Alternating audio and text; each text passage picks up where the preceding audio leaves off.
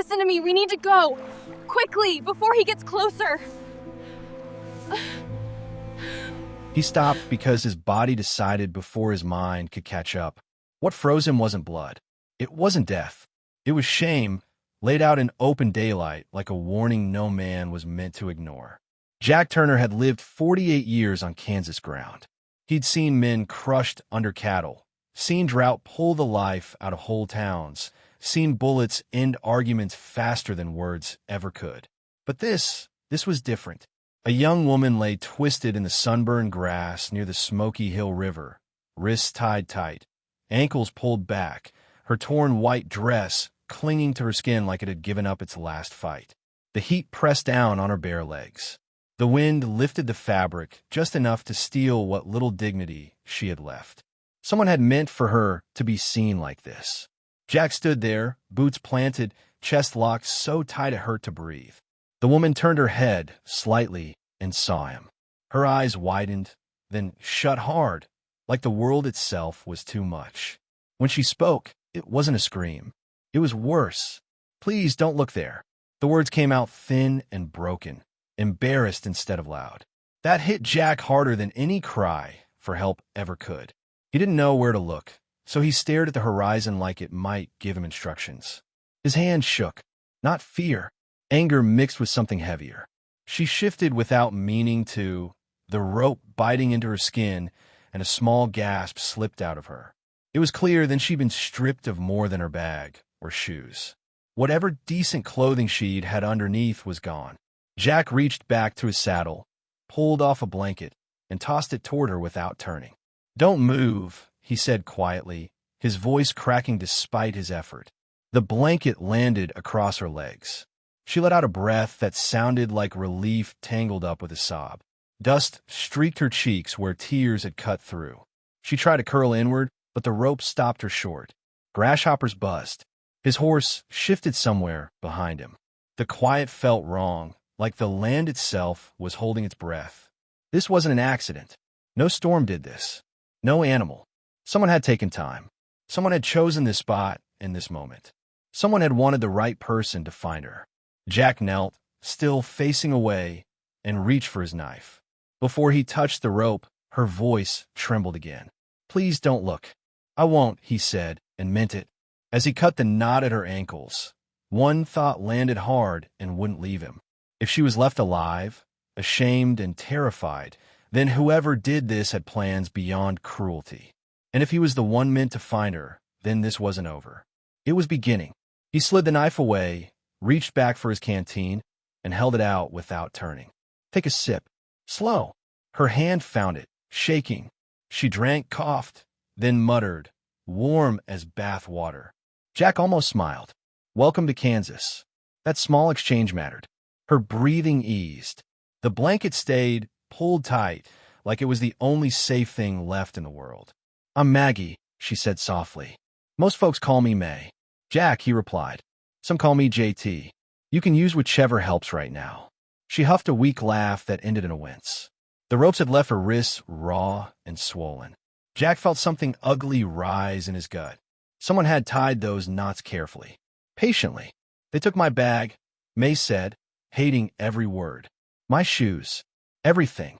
Just to be cruel." Jack slid another strip of cloth toward her. "Wrap that around your shoulders. Wind doesn't deserve a better look." For a moment, she sounded almost normal. "If you tell anyone you saw me like this, I'll haunt your barn." "If you can haunt," Jack said, "you won't need my help. But aim it at the men who did this." Her voice dropped. "I was headed for Abilene. I worked the depots sometimes. I heard something I shouldn't have." Jack's jaw tightened. Abilene carried more than cattle and freight. It carried secrets. He shifted his weight and knelt again. "All right," he said. "I'm cutting the rest, and then we get you out of this, son." "Don't," she started. The dirt beside his knee exploded. Jack didn't think. He moved. He yanked himself sideways, pulled May flat behind him, blanket and all. Another shot cracked. Dust sprayed his cheek. "Stay low," he whispered, like a fence post. "I was hoping today wouldn't include gunfire," she breathed. "Me too," Jack said. Kansas didn't ask. As he cut her free and pressed the knife into her shaking hand, he understood the truth. She wasn't just a victim. She was bait. And whoever set this trap knew him well enough to trust he'd step into it. Jack moved first, slow and low, using the slight dip in the ground like it was something he'd known his whole life. He didn't look back at her face, but he felt her weight as he dragged her inch by inch through the grass, like pulling a sack across a barn floor. It wasn't clean. It wasn't gentle. It was survival. Every sound felt louder than it should have been. The insects, the wet drag of fabric, her breath trying not to turn into panic. Another shot cracked from the rise. This one went wide, but close enough that Jack smelled the powder riding the wind. Whoever was up there wasn't firing wild. They were patient. That scared him more than bad aim ever could. "Hold the knife," he whispered. "Don't wave it. Just keep it in your hand." "I've never hurt anyone," May said, her voice thin. "Let's keep it that way." They reached taller grass near the creek bank. Mud sucked at Jack's boots as he slid them both lower, water soaking in and cooling the dust on their skin. He finally risked a glance uphill. He didn't see a man. He saw what mattered. A thin wisp of smoke. A quick blink of sunlight off metal. Then nothing. "Someone's still there," Jack murmured. "And they're not in a hurry." May swallowed. "They left me out there on purpose. They wanted you." That settled heavy in Jack's chest. Using a woman like that wasn't just cruel. It was deliberate. It meant whoever was pulling this knew how he was wired. Knew he wouldn't walk away. "We're moving along the creek," he said quietly. "It's low and messy. We get to my line shack. Then you tell me everything you heard." She nodded, eyes wide. "Okay." Then her voice dropped. "Jack, there's something else." He paused. "Say it." "I saw him before." "Not today. Not out there." She stared toward the rise, shaking. "I saw him near your place." Jack didn't push for a name. He didn't need one yet. The look on her face said this wasn't rumor. It was memory. They moved slow through the water, frogs bursting away at their steps. Jack slipped the reins off his horse and smacked its flank hard. The gelding bolted toward home. If it reached the corral alone, the old hands would know something was wrong. When they reached the line shack, Jack waved her inside first. For crooked walls, a door that never shut right, and the smell of old hay. But it was shade, and shade meant breathing room. He barred the door and turned his back fully to her. "There's a clean shirt on that peg," he said. "Put on. Take your time." He heard fabric move, then a shaky breath that sounded like relief finally winning something. "Thank you," she said. Not dramatic, just real. Jack sat on a crate and wiped his face. "Now tell me." May spoke steadier with the door shut. "I work the depot desk some afternoons. Men talk like I'm furniture. I heard names, schedules, livestock numbers. One man kept saying your ranch was in the way." Jack's stomach tightened. "Who?" She hesitated, then said it. "The one giving orders. You were the same brand as your hands. The Flying M." Something shut inside Jack. "That doesn't make sense." "That's why it works," she said softly. "He knew you'd come." Boots shifted outside. Not rushed. Confident. Jack checked his rifle. "Sounds like he brought company." May stepped closer. "He didn't want to land," she whispered. "He wanted to watch you break." The door creaked. A familiar voice came through. "JT, come on out. No need for this." Jack opened it just enough to see. The man outside smiled like he always had. Like nothing was wrong. And that's when Jack knew the worst part wasn't the guns. It was the betrayal. Jack didn't answer right away. He stood there with his shoulder against the wall, rifle low, breathing slow, like he was trying to keep his heart from giving away his position. The voice outside wasn't raised. That was the part that hurt. It sounded like early mornings and shared coffee, like fences fixed side by side and quiet jokes that never needed finishing. "Why are you here, Cole?" Jack asked at last. There was a pause. Not long, just long enough to feel practiced. "Because you're a good man," Cole said. "And good men don't know when to step aside." That landed harder than any threat. Jack felt it in his chest, not his gut. He'd always thought decency counted for something. Hearing it spoken like a weakness made something in him ache. He cracked the door wider. Cole stood there with two riders behind him, guns resting easy, not aimed yet. Men who believed the day already belonged to them. Cole's eyes slid past Jack, searching. When he saw the blanket pulled tight around May, his mouth curved. Not a grin, a satisfied look, like checking bait and finding the hook still set. You did that to her, Jack said quietly. Cole shrugged. She listened where she shouldn't. Jack swallowed. His voice stayed flat. I built this place with my own hands. You want it? You'll have to put me in the ground first. May made a small sound behind him. Jack lifted one hand without turning, asking her to stay still. Cole tilted his head. You sure about this? Jack nodded once. A man who trades people like cattle isn't a man. He's just a problem that went on too long. For a second, nobody moved. Then a horse screamed outside. Boots hit dirt fast. Familiar voices. Ranch hands who'd worked beside Jack for decades. One of them shouted, Your horse came home alone, JT. Where are you? Another voice followed, older, steadier. Everybody drop your irons. Cole, don't make me shoot someone I once called friend. The air shifted. Control drained off Cole's face as he realized he wasn't the only one who'd planned ahead. The marshal pushed in last, breathing hard, eyes already settled on Cole like he knew the truth before a word was spoken. Later, after it was done, Jack sat on the crate again, hands shaking, not fear, but the weight of what almost happened. You didn't have to, May whispered. Yeah, Jack said. I did. Outside, the sun dipped low. He understood something then. Courage wasn't loud. It didn't ride and clean. Sometimes it was just choosing not to look away. The shack stayed quiet after they took Cole away. Not the peaceful kind of quiet. The kind that rang in your ears after too much noise, after something close had brushed past and missed you by inches. Jack didn't move for a long moment. He sat there on the crate, elbows on his knees, staring at the dirt floor like it might explain how a man he trusted had learned to look at cruelty and call it business. May stood a few steps away, wrapped in the shirt and blanket, arms crossed tight. She looked smaller now, not because she was weak, but because the shock had finally found room to settle. When she spoke, her voice wasn't shaking as much, but it carried weight. He smiled at me, she said, back at the depot, like nothing was wrong, like he wasn't planning any of it. Jack nodded slowly. That's how he always smiled. That truth hurt more than the betrayal itself. It meant there had been signs. He just hadn't wanted to see them. He rubbed his face with both hands, rough and tired.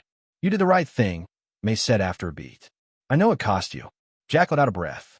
Right things usually do. She watched him like she was trying to understand something bigger than the day itself. When I was out there, she said, I kept thinking maybe if I stayed quiet, nobody would get hurt. Maybe it would end faster. Jack looked up then. Not sharp, just present. That's what people like him count on. Silence. Shame. Folks believing they're alone. May swallowed. I don't feel alone right now. That caught him. He nodded once, not trusting his voice. Outside, he heard the low murmur of his men, the clink of metal being collected, the normal sounds of work trying to stitch the world back together. They'll take him to town, Jack said. There'll be questions. She straightened a little. I'll answer them. He studied her. Not the way she'd been found. The way she stood now. You don't owe anyone bravery. I know, she said, but I owe myself honesty. They stepped out of the shack together. The land looked the same as it always had. Wide, unbothered. Jack knew that was the lie of it. Places remembered things, even when they didn't show scars. As the sun dropped, he felt something settle. Not relief. Resolve. He'd opened the door when it mattered. He hadn't looked away. And that, he realized, was how the world stayed decent. One tired choice at a time. Night didn't fall all at once. It eased and slow, like it was careful not to disturb what had already been shaken loose. Lantern light flickered near the corral, throwing long shadows that bent and stretched across the dirt. Jack leaned against the fence, arms resting on the top rail, listening to the familiar sounds of his place settling down. Horses shifting, men talking low, life stubbornly continuing. May sat on the steps of the bunkhouse, wrapped in a borrowed coat now, her feet finally in boots that didn't belong to her but felt like something solid under her again. She watched the men work, the way they moved without rushing, like they were trying not to scare the day into breaking apart any further. You ever think about how close things come without us knowing? She asked. Jack nodded. All the time.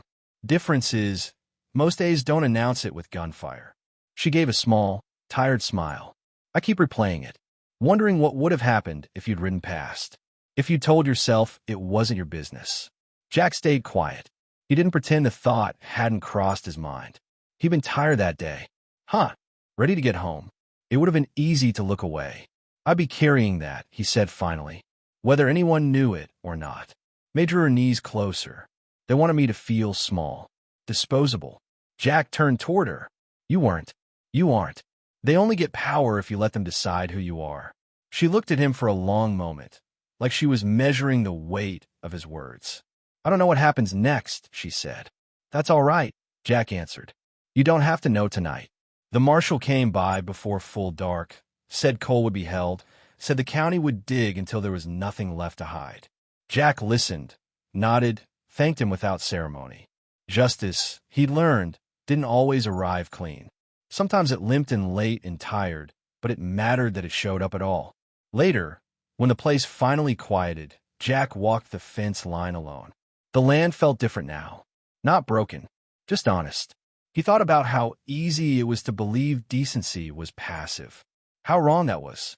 Decency was a choice you had to keep making, especially when it cost you sleep. Back at the house, May stood in the doorway. Jack, yeah. You didn't freeze today, she said. Not when it counted. He looked past her, out toward the dark fields. I almost did, but you didn't. That was true. And sometimes he realized that was enough to change everything. Morning came soft, like it wasn't sure it was welcome yet. Pale light slid across the fields, catching on fence wire and dew, turning ordinary things into something almost gentle. Jack had been up a while. He hadn't slept much. His body rested, but his mind kept circling the same places, checking them like sore teeth. May stepped out onto the porch just after sunrise. She moved slower now, careful but steadier than the day before. She held a tin cup in both hands, steam rising, the smell of coffee cutting through the cool air. Did you sleep at all? She asked. Jack shrugged, enough to stand upright. She nodded, like she understood more than she needed to say. They stood there side by side, not close, not far. Comfortable in the quiet. That felt important. I keep thinking about how fast people decide what someone's worth, May said. How easy it was for them to turn me into a thing instead of person. Jack leaned on the railing. That's how they make it bearable for themselves. If they admit you're human, they'd have to live with what they did. She looked out at the land. Do you ever regret it? Standing your ground? He didn't answer right away. He thought about the work ahead, the tension that would linger, the way trust didn't snap back into place just because the truth came out. No, he said. I regret that it took something like this to force the line. May let out a slow breath. I don't feel broken, she said quietly. Shaken, yeah. Angry. But not broken. Jack turned then. That matters. She met his eyes. You reminded me people can still choose right, even when it costs them. They heard wagons in the distance. Town waking up. Life insisting on itself again. May straightened her shoulders. I'll testify, she said. Say out loud. Not because I owe anyone, but because I won't carry their silence for them. Jack nodded, pride mixed with something protective. You won't be doing it alone. She smiled then. Not wide, not easy, but real. As the sun climbed, Jack understood something he hadn't before. Strength wasn't about standing tall all the time. Sometimes it was just staying present, opening the door, refusing to look away when looking hurt. The world would keep testing that. He knew it would. They rode into town later that morning, not fast, not slow, just steady. Jack let May set the pace. She sat straight in the saddle, hands firm on the reins, eyes forward. People noticed. They always did. A woman riding in with a rancher after trouble had a way of pulling looks. Jack felt that old instinct to shield her from it, but he didn't. She wasn't hiding anymore. At the marshal's office, the air felt tight. Paper, ink, sweat. Truth always made rooms feel smaller before it made them cleaner. May spoke carefully at first, then stronger as the words found their footing. She didn't dress it up. She didn't soften it. She just told how it happened. Who spoke. What she heard. What was done to her. Jack watched the men in the room shift when she said it plain. That mattered too. When it was over, she stepped outside and let out a breath like she'd been holding it for days. I thought I'd feel lighter, she said. Jack nodded. Sometimes it comes later. They sat on the courthouse steps for a bit. A couple of townsfolk nodded as they passed. Not pity, recognition. That was different. Better.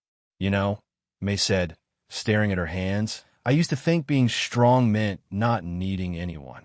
Jack smiled faintly. That's a lonely kind of strong. She looked up at him. Thanks for not choosing that. He shifted, uncomfortable with praise. I just did what I could live with. That afternoon, as they rode back out, the land opened up again. Wide, honest. Jack felt tired in a way that wasn't heavy. Like work done right. Somewhere along the fence line, May spoke again. Whatever comes next, I won't forget this. Jack looked ahead. Me neither. They rode on, dust rising behind them, not chasing the past, not running from it either. Just moving forward. The weeks that followed didn't turn gentle all at once. Things rarely did. There were whispers in town, long looks, a few doors that closed a little slower than before. Jack felt the weight of it on his shoulders, the quiet cost of standing where he'd stood. But the land didn't change how it answered him. The fences still needed fixing. The cattle still needed water. Work, honest and stubborn, kept asking for his hands. May stayed through the trial. She spoke when it mattered and stayed quiet when she needed to breathe. Some days she looked tired. Other days she looked unbreakable. Jack never tried to label which was stronger. He just showed up when she needed a ride, a cup of coffee, or a place to sit without being watched. When it was finally over, when the verdict was read and the door closed behind the men who thought they owned everything, the world didn't clap. It didn't celebrate. It just kept going. And that felt right. Justice wasn't a parade. It was a correction. One evening, near the end of summer, Jack and May stood at the fence line where the grass bent toward the river. The light was low, the kind that made everything honest. I used to think the worst thing was being hurt, May said. Turns out it was being treated like I didn't matter. Jack nodded. That's how people lose themselves. Not all at once. Piece by piece. She looked at him. You gave some of it back. He shook his head. You claimed it. They stood there a while longer. No rush. No speeches. Just the sound of wind moving through grass and the quiet proof that decency still had a place in the world. Jack thought about that first moment by the river. How easy it would have been to look away. To keep writing. To tell himself it wasn't his problem. The world offered that choice every day. It always had. The lesson wasn't loud, and it wasn't complicated. When you see wrong, you don't have to be fearless. You just have to be present. You have to decide that another person's dignity is worth your discomfort. That silence isn't neutral. It's a decision. May turned back toward the house. I'm going to be all right, she said. Jack believed her. As the sun dipped below the hills, Jack stayed at the fence, feeling the weight of the day settle into something steady. The world hadn't been fixed, but it had been pulled back from the edge just a little, and sometimes that was enough.